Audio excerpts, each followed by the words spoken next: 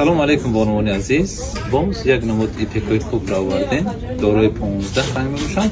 همه رنگشون زیبان، صفتشون به سطح بلنده. باز یک تا به یک ما ابزار میکنم شما در نشون میدم.